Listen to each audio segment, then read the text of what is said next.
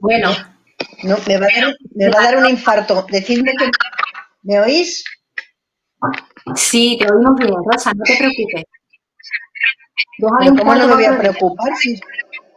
Tranquila, A ver tranquila. ahora. También ya está. ¿Ahora se me ve? Se te ve grande, ¿Se se me te ve y se ve me maravillosa, oye? sí, rodeada de libros. Es la primera Venga, vez que me respira, pasa esto. no pasa nada, no te preocupes, Rosa. Si ayer también me pasó a mí en la entrada de un congreso, me pasó lo mismo que no podía conectarme. Esto forma parte Vale. de la virtualidad. Bueno, comenzamos, ¿no? Entramos ya. Bueno, Oye, pues un abrazo. Gema, Sí, dime, Gema, dime. Sí, Gema, 45 minutos, 50, 60, lo que tú me digas. vale, tenemos pensado que estés hasta... Deja que vea un momentito el programa, ¿vale? Porque, Marian, dime hasta cuándo estamos. Vamos a estar en torno a unos 40 minutos por ahí, ¿vale? Porque como hemos entrado un poquito más tarde, en torno a unos 40 minutos, ¿vale, Rosa? De todas formas, yo te aviso, tú por eso no te preocupes. Relax, que ya estamos aquí, ya Vale. seguro que están todas las compañeras conectadas, ¿eh? Yo también estoy aquí con tu libro, que lo veo de fondo, ¿eh? Y comenzamos. Bueno, estoy rodeadísima con todos tus libros, los tengo aquí todos, los tengo por aquí cerquita, ¿eh? Y más que tengo por ahí en vista de que me los traigan. Bueno, empezamos en el tercer Congreso de Coeducación de Clavico. Hoy somos muy afortunadas porque tenemos a Rosa Cobo entre nosotras. Disculpad que al principio hemos tenido algunos problemas de conexión, pero sabéis que, bueno, el directo y el tema virtual es así. Voy a ser muy breve en mi presentación porque quiero ocupar el menor tiempo posible. Creo que todas las conocéis, pero Rosa Cobo es profesora en Sociología del Género en la Universidad de A Coruña y directora del Centro de Estudios de Género y Feministas de la misma institución. Y bueno, es especialista en patriarcado, prostitución, desigualdad, es una de nuestras grandes referentes porque es una gran pensadora, una gran teórica, pero sobre todo también es una gran activista, que es fundamental. Yo quería leer un breve texto, un pequeño texto de su libro, de uno de sus últimos libros, de pornografía, El placer del poder, por favor. Es una lectura indispensable para comprender todo lo que estamos trabajando en este congreso. Y al hilo de lo que decía mi querida amiga Carmen Ruiz Repullo, cuando hablaba de la hipersexualización de las niñas, que nos preocupa tanto, yo como coeducadora, que sobre todo trabajo mucho en educación infantil y primaria, me preocupa mucho la hipersexualización a la que son sometidas, esa violencia simbólica a la que son sometidas desde que son muy pequeñas. Rosa dice, el proyecto de la hipersexualización de lo femenino es quizás el mayor de los asedios a la subjetividad de las mujeres que ha tenido lugar en la modernidad. La sexualización implica falta de racionalidad, de autocontrol o reflexividad, y también exceso de inclinaciones irracionales. Frente al poder de la razón, la sexualización es una apelación a lo animal. Frente a la cultura, emerge la naturaleza. Qué bien lo explica Rosa. Yo te quiero decir algo a nivel personal. Cuando yo te leo, Rosa, yo no me siento sola. Cuando te leo, siento que somos muchas y cada vez seremos más. Cuando te leo, me siento con mucho poderío.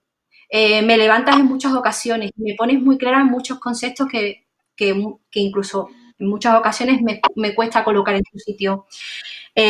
Así que gracias, Rosa, por existir y por escribir y por facilitarnos un marco teórico fundamental para entender los mecanismos estructurales, materiales y simbólicos de un patriarcado que nos asedia, que nos sume en la desigualdad y que nos quita nuestra subjetividad y nos convierte en objeto. Muchísimas gracias y doy paso a Rosa. Rosa, un abrazo y muchísimas gracias por estar aquí. Muchísimas gracias, Gema. Te agradezco infinitamente la presentación tan cariñosa. Yo quiero agradecer a Clavico que me hayáis invitado a participar en estas jornadas. Lo único que siento es que las jornadas sean virtuales y no podamos encontrarnos y charlar. En realidad siempre tuve muchísimas ganas de que me invitaseis porque desde el primer momento supe que lo de que Clavico no era una cosa de poca relevancia, sino que desde el principio vi que era una cosa que iba a ir a más y que iba a ir a más porque vosotras sois unas trabajadoras incansables, porque tenéis una grandísima pasión por la coeducación, pero también porque hay una necesidad imperiosa en nuestro sistema educativo de que la coeducación se coloque en el centro de ese mismo sistema. Muchísimas gracias a todas las que me habéis invitado, a todas las que formáis el claustro y de una manera muy particular a ti, Gema, por la presentación cariñosa y a Marian por tantos años de amistad. Yo voy a hacer una reflexión, sobre la pornografía, porque la pornografía está invadiendo el mundo que estamos viviendo, está invadiendo y alimentando el imaginario de la sexualidad y porque nuestros adolescentes, preadolescentes e incluso niños, en mucha mayor medida que niñas, están siendo colonizados por las prácticas sexuales y por las relaciones de poder que se desprenden de esas prácticas sexuales. Por lo tanto, quisiera hacer una reflexión sobre esto. A mí lo que me interesa de la pornografía es el subtexto. Lo que me interesa de la pornografía es la agenda oculta, aquello que no es evidente, aquello que parece que es autoevidente, pero que sin embargo sabemos muy bien que no lo es. Me interesa mucho los efectos que tiene la pornografía sobre nuestros y nuestras adolescentes y preadolescentes, sobre sus vidas, sobre las relaciones que establecen entre sí. Creo que si se puede decir una cosa con muchísima claridad es que la pornografía tiene una enorme influencia sobre la cultura contemporánea, sobre la baja cultura y sobre la alta cultura. La pornografía ha ejercido y sigue ejerciendo una enorme influencia en todo aquello que vemos en el cine, aquello que leemos en la literatura, aquello que vemos en la televisión, en las series, en diversos programas, porque hablar de pornografía es hablar de hipersexualización de lo femenino. Y la pornografía está ejerciendo una influencia de tal calibre que apenas puede verse otro modelo de ser mujer que no sea el de la hipersexualización. Por supuesto que el feminismo tiene otro modelo y por supuesto que tiene otro modelo de mujer, otro modelo de lo femenino, por supuesto que también tiene influencia y yo creo que en cierta medida tenemos que entender la pornografía también como una respuesta patriarcal a las luchas que hemos dado las mujeres feministas, pero también a todos los derechos que hemos conseguido. Yo me he preguntado que si la pornografía es una enfermedad o es un síntoma, si es un telón de fondo o si en realidad es un dispositivo eficaz. Y creo que la respuesta es que la pornografía lo es todo. Pero yo siempre me quedo con esa afirmación tan lúcida de Susan Sontag cuando dice que la pornografía es la enfermedad de toda cultura. Creo que es una definición muy exacta. La pornografía es una enfermedad. Y es una enfermedad que tiene efectos diferentes para los hombres y para las mujeres, para los adolescentes y para las adolescentes. Pero en todo caso, tiene para unos y para otras, para todos y todas tiene efectos que son muy perniciosos. Por supuesto que no se puede entender la pornografía fuera de los dos grandes sistemas que articulan nuestras vidas, que es el sistema patriarcal, por supuesto, y el sistema capitalista neoliberal. Importantísimo señalar que en el origen de la pornografía está el interés patriarcal, sin ninguna duda. La pornografía hace verdad la gran tesis del feminismo radical que sostenía que el origen de la opresión de las mujeres había que buscarlo en el control masculino de nuestra sexualidad, en el control masculino de nuestra sexualidad, pero también de nuestras capacidades reproductivas. Pues yo creo que se puede ver con una claridad extraordinaria que la pornografía, la existencia y la configuración de la pornografía en el siglo XXI lo que hace es confirmar esa famosa tesis del feminismo radical.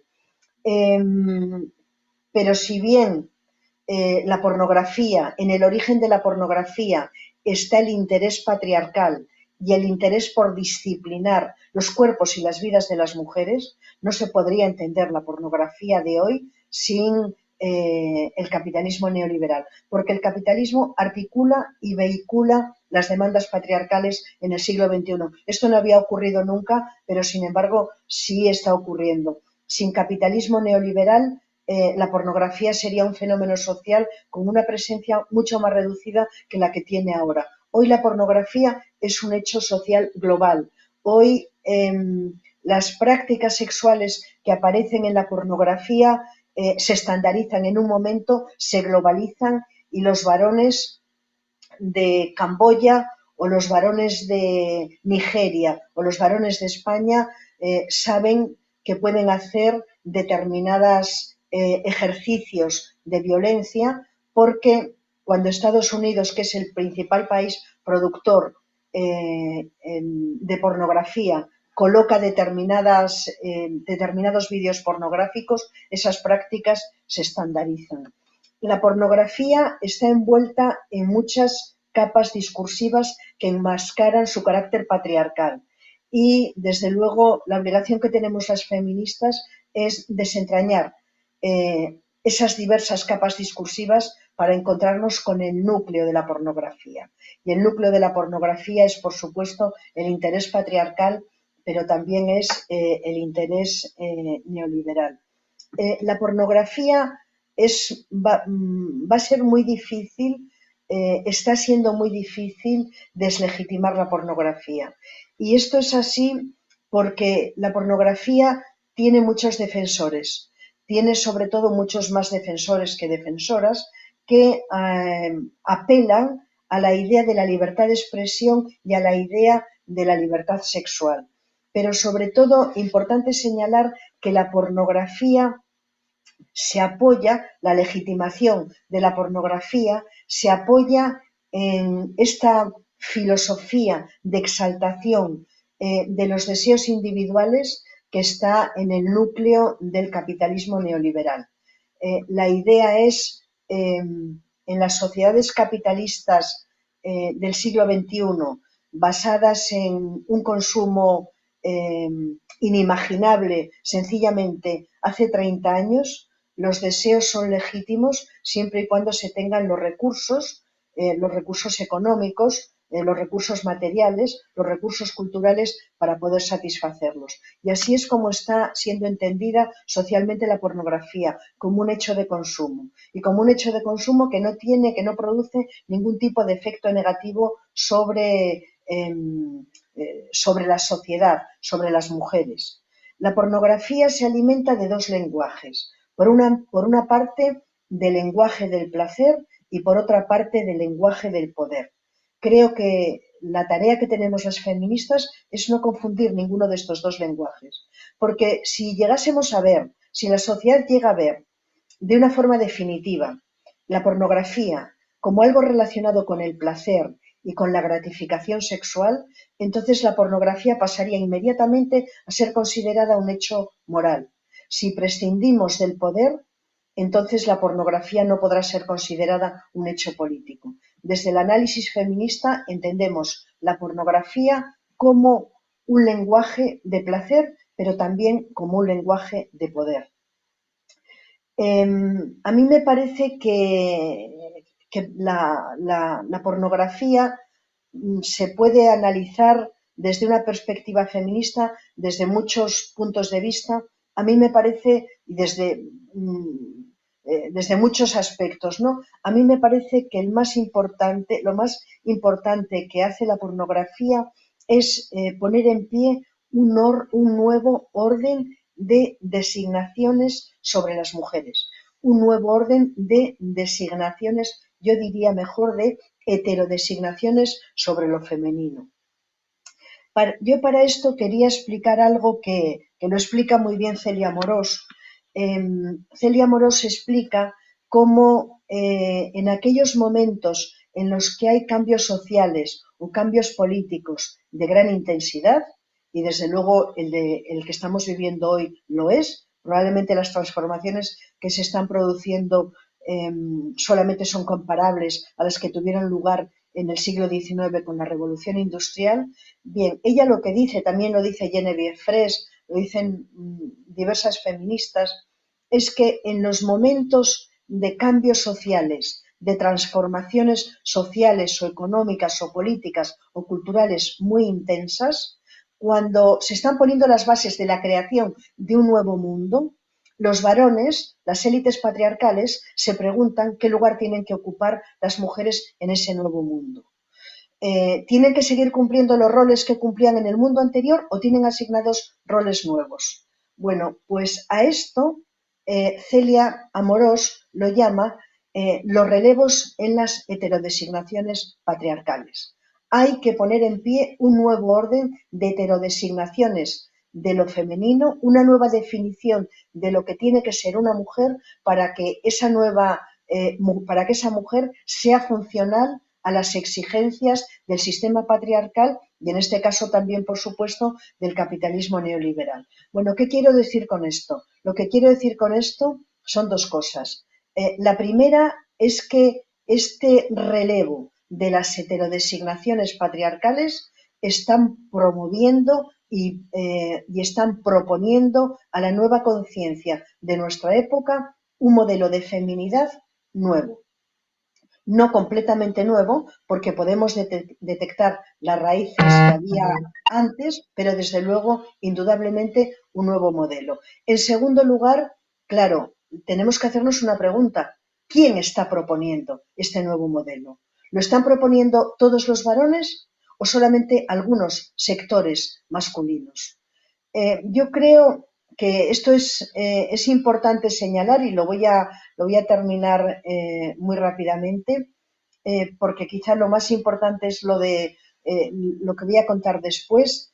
Yo creo que hay un sector en nuestra sociedad, quizá mayoritario, y digo quizá porque esto es muy difícil de poder desentrañar y de poder descifrar, quizá hay un sector mayoritario de varones que han aceptado con cierta dificultad, con innumerables resistencias, que las mujeres tengamos más derechos, que las mujeres estemos en el mercado laboral, que incluso tengamos algunos pequeños espacios de poder.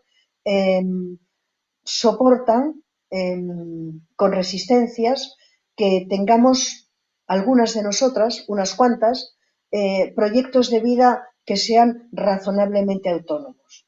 Pero hay un sector de varones que no aceptan que las mujeres saquemos los pies del plato, que no aceptan esos espacios de libertad y de igualdad que hemos ido consiguiendo después de más de 3 siglos de luchas feministas. ¿Quiénes son estos varones? ¿Quiénes son estos varones a los que yo denomino los nuevos bárbaros del patriarcado? Para utilizar también otro concepto, otro término de Celia Amorós, ¿quiénes son estas fratrías masculinas? Estas fratrías masculinas son las que se mueven en los ámbitos de las economías ilegales y muy particularmente en el ámbito de la economía criminal, de la industria de la explotación sexual. Son los puteros, son los que ejecutan feminicidios, son los consumidores de pornografía y son los dueños de todos esos negocios criminales que tienen como objetivo indudablemente obtener beneficios, pero que también tienen como objetivo convertir a las mujeres en servidoras sexuales.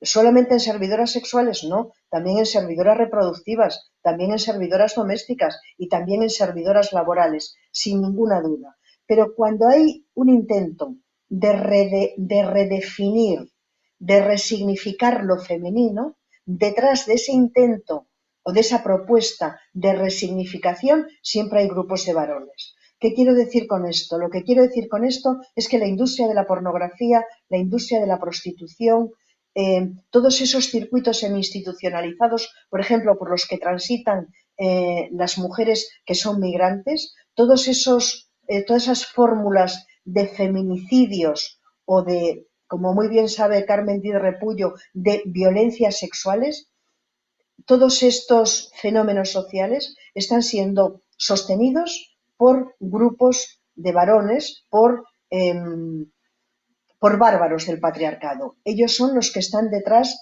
de esta nueva propuesta de resignificación de lo femenino, de este nuevo orden de designaciones para las mujeres.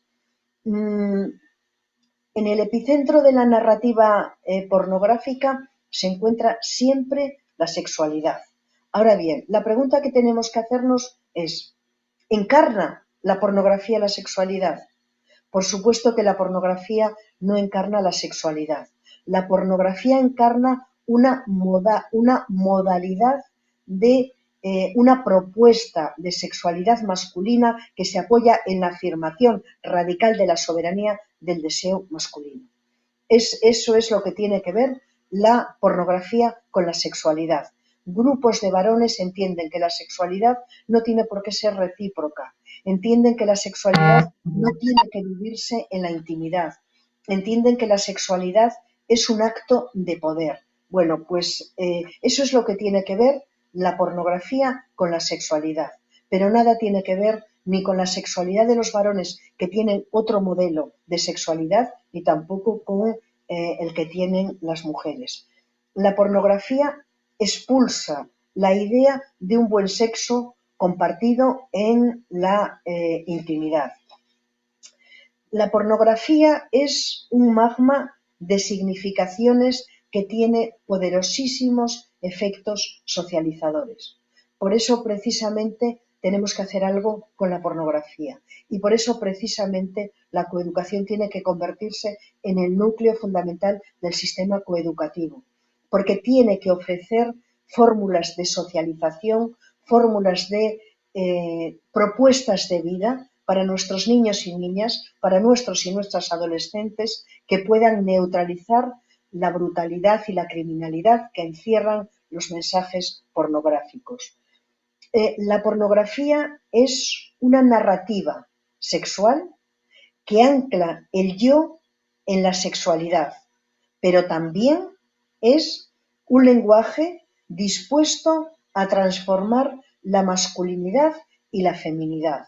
Porque cuando hay un nuevo orden de heterodesignaciones de lo femenino, no solamente se trata de poner en pie una nueva forma de ser mujer, una nueva modalidad de resignificación de lo femenino, sino que correlativamente también tiene que ser de lo masculino. La pornografía hipersexualiza a las mujeres hasta convertirlas en seres deformados que apenas se parecen a sí mismas. Para yo escribir el libro que he escrito sobre pornografía, he tenido que ver muchos vídeos pornográficos y es imposible poder establecer elementos de identificación con las representaciones, con los papeles que representan las mujeres en las representaciones pornográficas. El porno estandariza la sexualidad, estandariza el deseo de las mujeres para así configurar un modelo hegemónico de normatividad masculina. Por supuesto que ese modelo hegemónico de normatividad femenina no está siendo designado o no está siendo propuesto para todas las mujeres. Cuando hay una propuesta de heterodesignación de lo femenino, esa nueva propuesta siempre es para unas pocas mujeres, con la esperanza patriarcal de que después eso se pueda extender a cuantas más mujeres mejor. ¿Para qué mujeres va destinada esta propuesta? Para las más pobres, para las más vulnerables, para aquellas que no tienen recursos. Luego ya la esperanza que tienen estos bárbaros del patriarcado es que puedan extenderse a más mujeres. No podemos olvidar que la idea fundamental de la industria de la explotación sexual, una de cuyas caras es la pornografía, es la conversión de las mujeres en servidoras sexuales.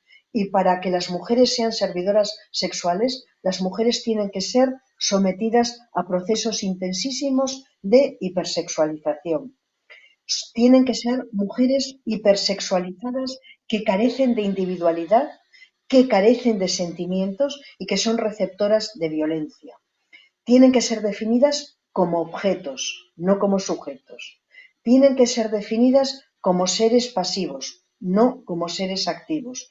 Tienen que ser definidas como receptoras complacientes de violencia, pero nunca como ejecutoras de violencia. Tienen que ser definidas como víctimas, nunca como victimarios. Tienen que ser definidas como proveedoras necesarias del placer masculino, pero también siempre como negadoras del placer propio. La pornografía no reconoce a las mujeres como sujetos de su deseo. Al contrario, lo que está anunciando es su aniquilación simbólica. Todas aquellas características que definen a lo que se considera que es un sujeto son pulverizadas en los relatos pornográficos.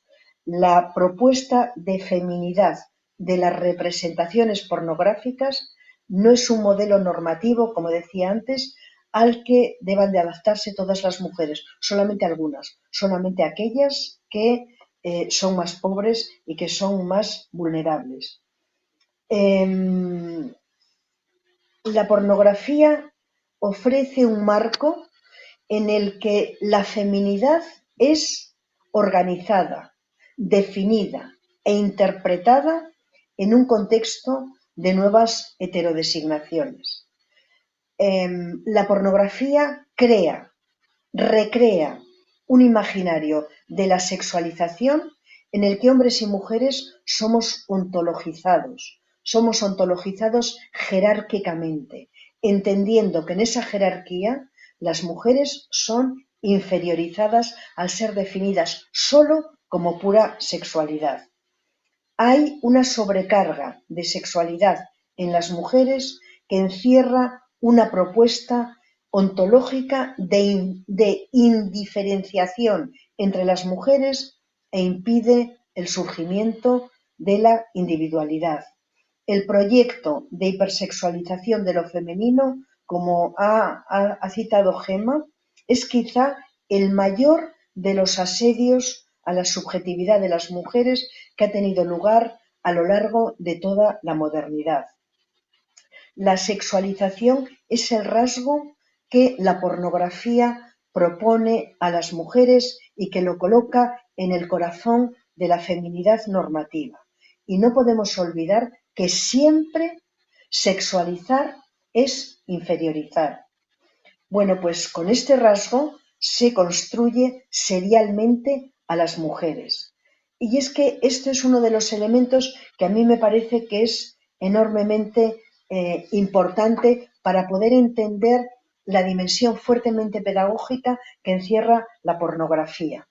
Es la construcción de la destrucción de la individualidad, la reducción de la subjetividad y la creación de las mujeres como seres seriales, carentes de cualquier tipo de individualidad. Son definidas en la pornografía las mujeres como hembras, mucho más cerca del mundo animal que del mundo humano, mucho más cerca del mundo animal que del mundo cultural. Son objeto de consumo masculino. La sexualidad de las mujeres está definida como subordinada al deseo masculino. Ahora bien, es importante señalar que este modelo solamente es efectivo si ejerce la suficiente presión normativa sobre el conjunto de las mujeres para que así las mujeres ajustemos nuestra normatividad, nuestra definición de lo femenino a esa propuesta que es dominante. Y esto es lo que a mí me parece que tiene que ser combatido de maneras muy distintas, y una de ellas tiene que ser combatido desde el propio sistema educativo, porque prácticamente me parece que es fundamental entender que prácticamente la pornografía no tiene discursos que sean contrarios. no tienen discursos que puedan, no tiene, mejor dicho, la pornografía no tiene prácticamente espacios materiales ni tampoco espacios simbólicos como para generar un discurso que pueda deslegitimar a la pornografía, porque la pornografía pornifica toda nuestra cultura, la baja y la alta cultura, y pornifica todo aquello que consumen nuestros y nuestras adolescentes. La pornografía, como decía, heterodesigna a las mujeres como seres fundamentalmente sexuales, silenciando y ocultando aquellas cualidades que hacen que las mujeres puedan ser vistas a sí mismas y puedan ser vistas por la sociedad como seres libres y como seres autónomos. Por eso, la pornografía es un dispositivo disciplinador. Y tiene siempre, la pornografía tiene como otros fenómenos sociales que están en este conspecto ideológico, tiene dos fases. La primera es la de la cosificación. La primera es la de la objetualización. Para eso las mujeres tienen que ser vistas por la sociedad de una forma serial, como si todas fuésemos clones. Pero una vez que hemos sido objetualizadas y cosificadas, esa es la condición de posibilidad para ser convertidas en mercancías. En la primera parte, en la objetualización, está el interés patriarcal y en la segunda, en la mercantilización, está el interés capitalista neoliberal. Por supuesto que ambos procesos están estrechamente vinculados y estrechamente mezclados. Yo solamente lo que quiero explicar es cómo ambas cosas están juntas. Las mujeres son hipersexualizadas hasta borrar cualquier rasgo humano que no sea el de la sexualidad. Es muy fácil cuando se ve pornografía, es fácil ver esta afirmación que estoy haciendo. En la pornografía las mujeres son definidas entre la insignificancia y el no ser. El porno contribuye a rearticular el yo de muchos varones y pone en pie nuevos modelos de sociabilidad. Aquellos varones que no se han encontrado cómodos con las luchas feministas, que no se encuentran cómodos con los derechos que hemos conseguido, que no se encuentran cómodos con esos modelos de libertad y de autonomía que algunas mujeres, que muchas mujeres hemos ido creando para nosotras mismas y para las siguientes generaciones, encuentran en la pornografía y en la prostitución su hábitat natural. Hay una afirmación tan radical de la soberanía del deseo masculino en los relatos pornográficos que enseguida se puede observar cómo esa afirmación radical de la soberanía del deseo masculino solamente puede ser llevada a cabo, solamente puede crearse con violencia. Y es que en la pornografía aparece el modelo masculino como un modelo de omnipotencia. La pornografía es ese lugar en el que los varones pueden dar rienda suelta a sus deseos, pueden dar rienda suelta a ese sentimiento de omnipotencia de quien lo puede todo. No estoy hablando de todas las masculinidades, estoy hablando sobre todo de las masculinidades misóginas, de los bárbaros del patriarcado, de los que ejecutan violencia, de los que ejecutan feminicidios. A través del porno, el yo masculino experimenta transformaciones que tienen como consecuencia nuevas formas de relación con las mujeres. La pornografía invade el imaginario de nuestros adolescentes. No invade en la misma medida el imaginario de nuestras adolescentes y de nuestras preadolescentes. Más de las 2/3 partes de quien consume pornografía son varones y apenas una tercera parte de quien consume pornografía son mujeres. Esto tiene muchísimo significado porque muchas de las adolescentes y preadolescentes que consumen pornografía lo hacen porque entienden que es la forma que tienen de poder entender de qué manera tienen que satisfacer a sus novios, a sus chicos, a sus compañeros. En el caso de muchas mujeres adultas, cuando yo estaba escribiendo este libro, me encontraba con que muchas de ellas me explicaban que ellas habían visto pornografía porque había sido una petición de sus maridos o de sus compañeros. El porno, la pornografía erotiza la subordinación de las mujeres y las transforma en una fuente inagotable de placer masculino. Aquí es donde creo que podemos decir, sin ninguna duda, podemos hablar del placer del poder. El contexto normativo de la pornografía crea un espacio simbólico poderoso que contribuye a legitimar la violencia sexual y el discurso de odio contra las mujeres. Yo quiero recordar un estudio reciente que se ha hecho en el que se habla de que han aumentado un 30% las agresiones sexuales, los delitos sexuales entre los menores.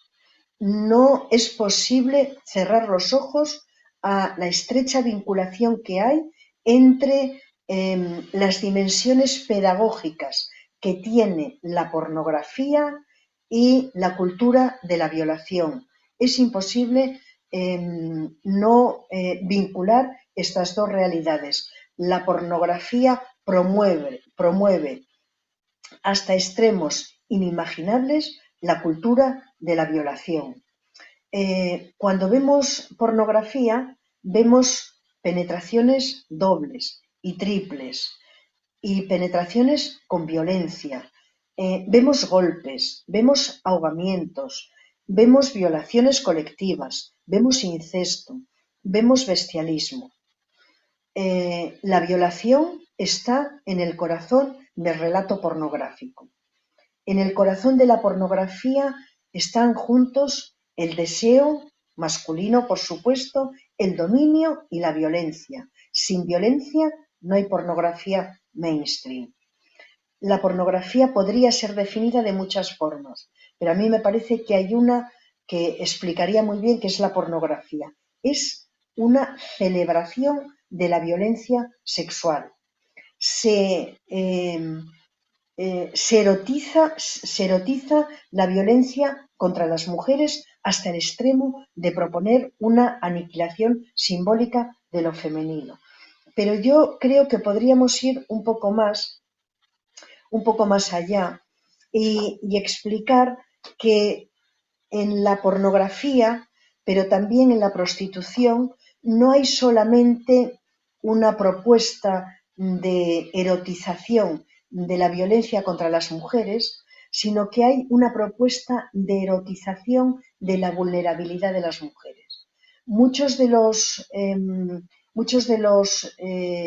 relatos, por llamarlos de alguna manera, son relatos en los que se erotiza la imposibilidad que tienen las mujeres de poder hacer frente a ese acto pornográfico. Es decir, se erotizan a mujeres que son discapacitadas mentales, se erotiza a mujeres que son discapacitadas físicas, se erotiza la violencia sexual contra las hijas, contra las nietas, contra las hijastras.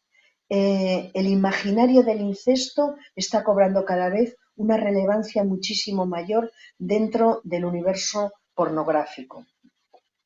La pornografía muestra hasta qué punto la sexualidad es el territorio fundamental sobre el que se asienta el dominio masculino. Sin embargo, el porno no es ficción. El porno crea realidad y crea una realidad que tiene como objetivo disciplinar a las mujeres.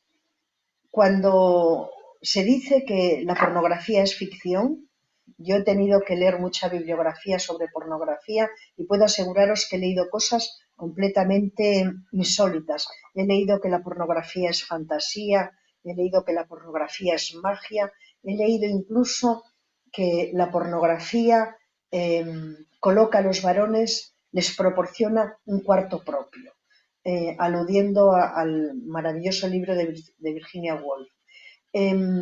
Se dice, se distorsiona lo que es la pornografía, se la blanquea desde muchísimos textos. Sin embargo, la pornografía no es ficción, porque cuando se hacen películas o cuando se hacen series de televisión, no hay las multipenetraciones, y las penetraciones no son de verdad, están simuladas. Los golpes no son de verdad, están simulados. Las asfixias no son de verdad, cuando las hay, están simuladas. Esto no ocurre en la pornografía. En la pornografía las multipenetraciones, las dobles, las triples son reales. Los golpes son reales. Los cuerpos enrojecidos de las mujeres por muchos golpes también son reales. No se pinta, no se da color a las mujeres a las que se las está agrediendo. Es cierto, es realidad. Y ese es uno de los elementos que separa radicalmente la pornografía de otros géneros cinematográficos. ¿Por qué no queremos la pornografía? Más allá de decir por qué no queremos la pornografía, habría que señalar, no queremos la pornografía por muchas razones. No queremos la pornografía porque presenta un modelo de normatividad femenina en el que no queremos que se reconozcan las mujeres, en el que no queremos que se reconozcan nuestras adolescentes, nuestras preadolescentes y nuestras niñas, por supuesto. Pero hacer la parodia de la violencia patriarcal en las narraciones pornográficas hace posible que la violencia masculina no desaparezca, porque esos mismos códigos son asumidos por otros varones que van a reproducir esas escenas.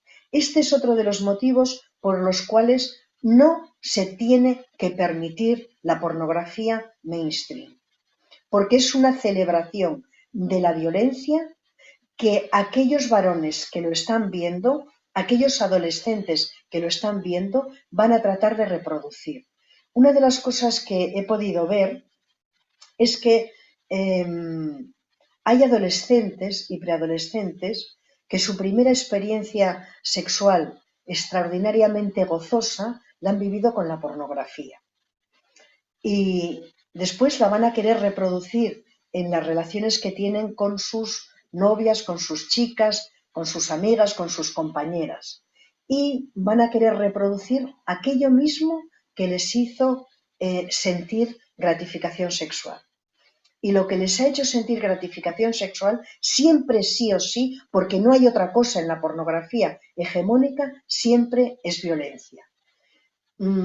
Esa es una de las cosas. La otra cosa es que se ha podido observar que los consumidores de pornografía siempre necesitan, para seguir manteniendo los mismos niveles de gratificación sexual, necesitan un endurecimiento de los contenidos.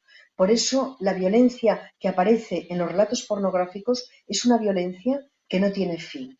Pero también deciros hasta qué punto esta celebración de la violencia sexual es poder, que a mí siempre me gusta contar un relato pornográfico que vi de Nacho Vidal, en el que entraba en una casa que había una mujer muy guapa y lo primero que hacía era ponerle una bolsa de plástico en la cabeza, después le metía la cabeza en una bañera llena de agua, después la sacaba, la ataba, le pegaba, le daba muchísimos golpes, y el único elemento sexual que había en ese relato pornográfico es que él al final del relato se masturbaba. Y yo creo que este relato, este vídeo pornográfico, pone de manifiesto hasta qué punto la pornografía es violencia y la pornografía es exaltación del poder masculino. ¿Hasta qué punto la gratificación sexual masculina se encuentra en la erotización de la violencia de las mujeres? Creo que se puede ver de muchas maneras la pornografía. Creo que una de las formas en las que se puede entender es que es una gran metáfora de las relaciones de poder entre los hombres, de los hombres sobre las mujeres. Promociona la idea de que las mujeres somos, tenemos que ser, debemos ser, en este nuevo mundo de las economías desreguladas, en este nuevo mundo de la precarización del mercado laboral, el papel que estos nuevos bárbaros del patriarcado, en el que se encuentra la pornografía, nos ofrecen a las mujeres es ser servidoras sexuales. Como para la industria de los vientres de alquiler se nos ofrece ser servidoras reproductivas. Pero yo voy a terminar ya.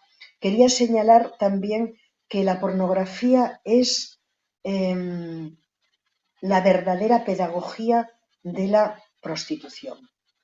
Es la pedagogía de la violencia sexual y es la pedagogía, como decía antes, de una nueva forma de ser mujer que está destinada a grupos aún reducidos de mujeres, pero con la propuesta de que se pueda ampliar a otras mujeres. ¿Por qué digo que la pornografía es la pedagogía de la prostitución? He dicho, ¿no?, que era la pedagogía de la violencia sexual. Quien haya visto media docena de vídeos enseguida puede verlo. Es la pedagogía de la prostitución porque en todos los burdeles hay pantallas de televisión que están permanentemente pasando vídeos pornográficos. Y en estos vídeos que están pasando encierran mensajes diferentes para ellos y para ellas. Para ellos el mensaje que encierra es cuán lejos pueden llegar en su violencia sexual contra ellas. Y para ellas tiene otro mensaje diferente. ¿Cuánto tienen que soportar? ¿Cuánto deben soportar para que los varones queden contentos del conjunto de actos prostitucionales? Además, la pornografía es el lugar sobre el que ahora se canaliza fundamentalmente el acceso a los contactos de prostitución. Ese es uno de los motivos por los cuales la mayor parte de la pornografía es gratuita. Yo creo que la pornografía debe ser definida como una de las grandes distopías que ofrece el sistema patriarcal a la conciencia de nuestra época, y lo ofrece como si fuese una conquista colectiva de libertad. Sin embargo, y ya termino, es un golpe simbólico y material a la libertad de las mujeres porque tiene como efecto la expropiación de sus cuerpos. Muchísimas gracias. Pues muchísimas gracias a ti, Rosa. Creo que no se puede explicar mejor, de una forma más clara, de una forma más contundente, que nos ha llegado hasta la mismísima piel y lo hemos entendido a la perfección. Yo creo que tu libro era muy necesario.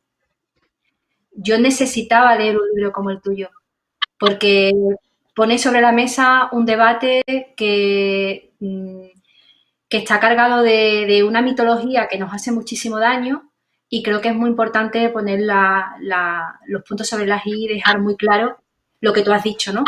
Que la pornografía es la pedagogía de la prostitución, pero además es que está llegando a las escuelas, cada vez llega con mayor facilidad a nuestros niños y niñas. Los niños con 8 años que ya tienen su primer móvil pueden acceder incluso de forma involuntaria.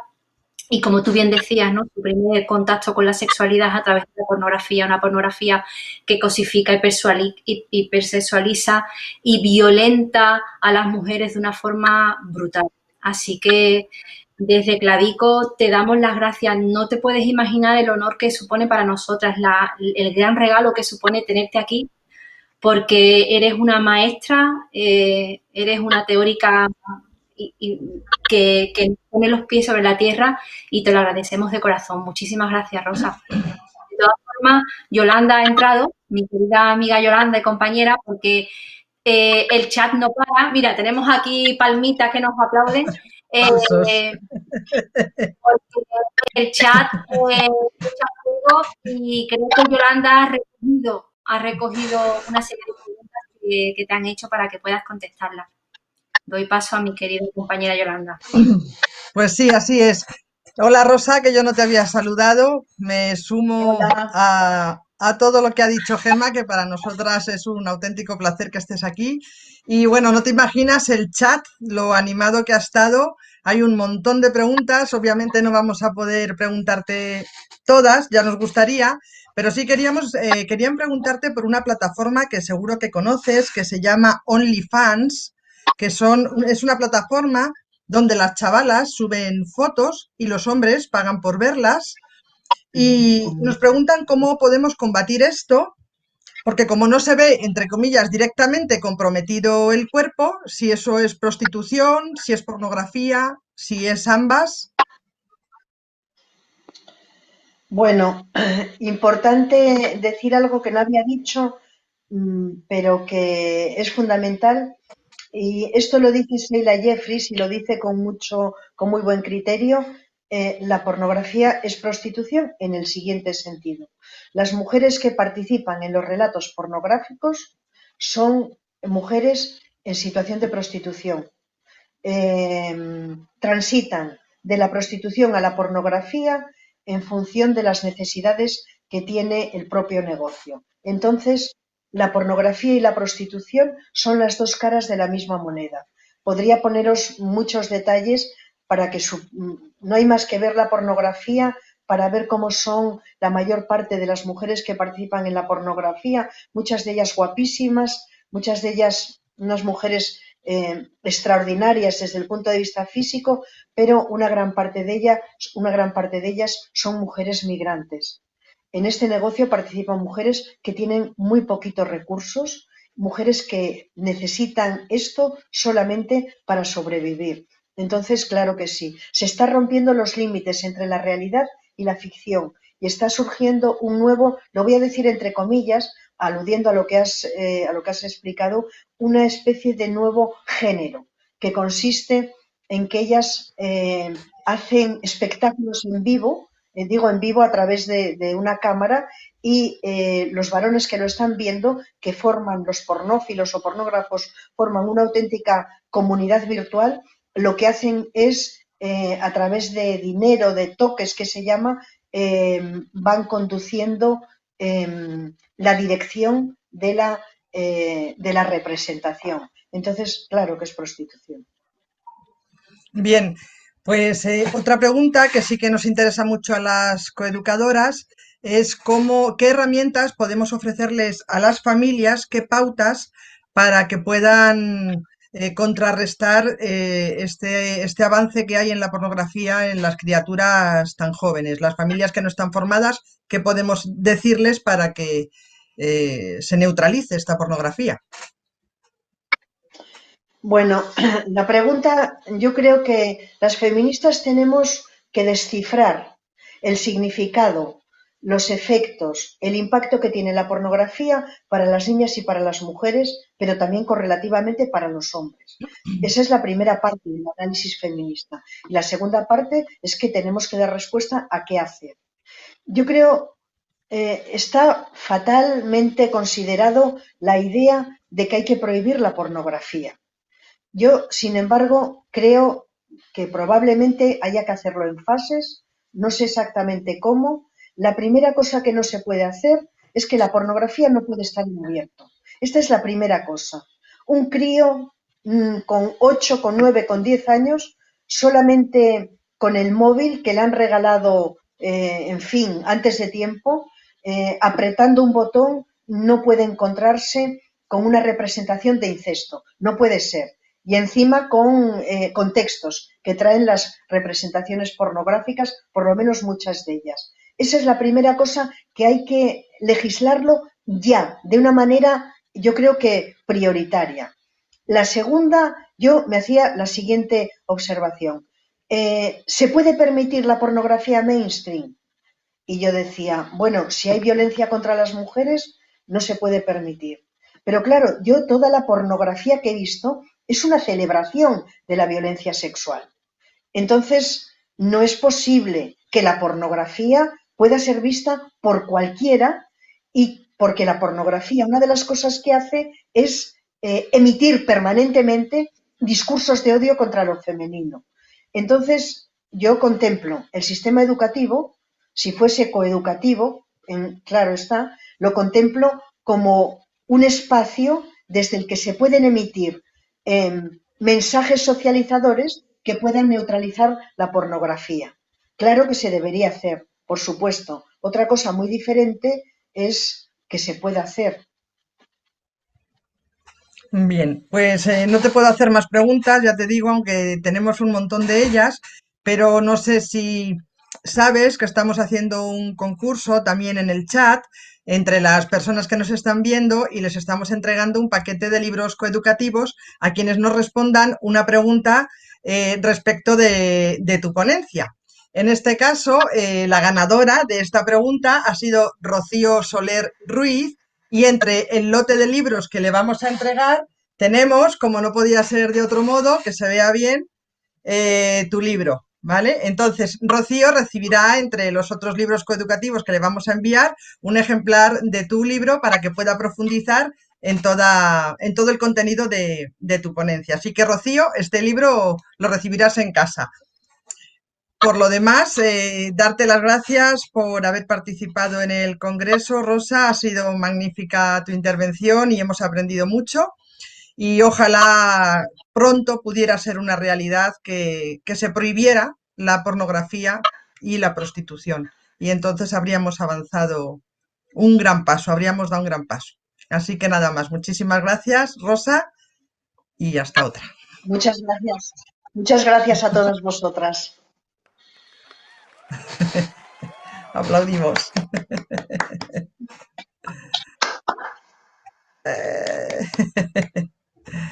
Tenemos aplausos en la plataforma.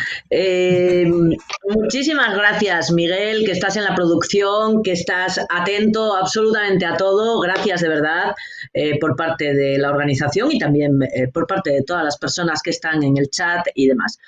Bien, mirad, tenemos ahora un vídeo cortito. Es el vídeo que más orgullosas estamos y no puede ser de otra manera. Llevamos 3 años intentando que esta persona se ponga en contacto con las coeducadoras de Clavico para agradeceros todo el trabajo que hacéis a diario. No voy a decir el nombre de esa persona, no va a hacer falta. Simplemente, por favor, Miguel, adentro vídeo. Hola, muy buenas. Este es un vídeo para el profesorado coeducador del Congreso de Clavico. Bueno, aquí Rosalena al aparato. Quería mandaros este mensaje porque alguien que os aprecia muchísimo me ha hecho llegar un mail muy bonito intentando enamorarme para haceros este vídeo. Y vamos, ha sido bastante fácil enamorarme sabiendo lo que hacéis y que encima pues utilicéis alguna de mis canciones, pues yo siempre me quedo como flashear con eso. Es de las cosas más bonitas que me pasan. Soy muy consciente de lo importantes que sois y que a veces, además en los tiempos que corren, es fácil rendirse y pensar que no vamos para adelante. Así que por favor, mucho ánimo, mucha fuerza y pa'lante, por Dios, que la mayoría yo creo que pensamos igual. Así que, no sé, mi abuela siempre dice que el amor siempre gana. Así que yo creo que hay que seguir confiando. Gracias por lo que hacéis y que no sé, que os mando muchos besicos. Adiós. Chao. No sé cómo os habéis quedado. No lo sé, porque de verdad, el día que Rosalén respondió y encima mandó el vídeo, ese día fue tan especial que vimos claro que este congreso volvería a ser algo especial para todas. Gracias, Rosalén. Gracias desde el fondo del alma. Gracias por pararte un minuto en tu vida de éxitos y demás. Gracias por estar a pie de obra también, como nosotras. Y gracias por darnos ese ánimo a las coeducadoras que muchas veces efectivamente necesitamos. Y ahora ya le paso a Yolanda el relevo para despedirnos hasta las 4 de la tarde. Pero bueno, Yolanda, todo tuyo. Gracias, Rosalén, gracias.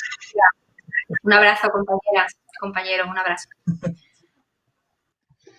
Bien, pues antes de despedirnos, queríamos comentaros, os hemos puesto esta mañana un vídeo que nos trasladó el Instituto de la Mujer y para la Igualdad de Oportunidades en relación a una campaña que ha promovido el Consejo de Europa denominada Sexismo, detéctalo, ponle nombre y páralo.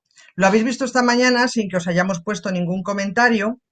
Y ahora queríamos explicaros un poquito en qué consiste este vídeo. Dentro de esta campaña del Consejo de Europa han utilizado 3 instrumentos. El primero, el vídeo que habéis visto esta mañana y que os vamos a enviar a vuestro correo electrónico para que podáis trabajar con él, porque entendemos que puede tener un gran potencial para llegar directamente a las niñas y niños a partir de 10 años y en la adolescencia, y puede suscitar muchas conversaciones y debates en las aulas o talleres, y pondremos a vuestra disposición este recurso. También os enviaremos al correo electrónico, porque bueno, técnicamente nos ha sido imposible poder poner el test. El otro instrumento que tienen es un test que te pregunta si eres sexista y te dice, haz el test y averígualo. Entonces lo tendréis entre vuestros materiales. Y por último está la página de acción que amplía los contenidos, da ejemplos y proporciona algunos datos que ya no son solo para el alumnado, sino para la población en general. En esta página de acción están integrados tanto el vídeo promocional como el test, y están accesibles en la propia web de Clavico, www.clavico.es, en la web del IMIO y en la propia web del Consejo de Europa. También vais a poder encontrar en nuestra web y en las otras direcciones que os he dicho unas recomendaciones sobre el sexismo donde se incluye por primera vez a nivel internacional un texto con una definición de sexismo y algunas directrices para prevenirlo y combatirlo.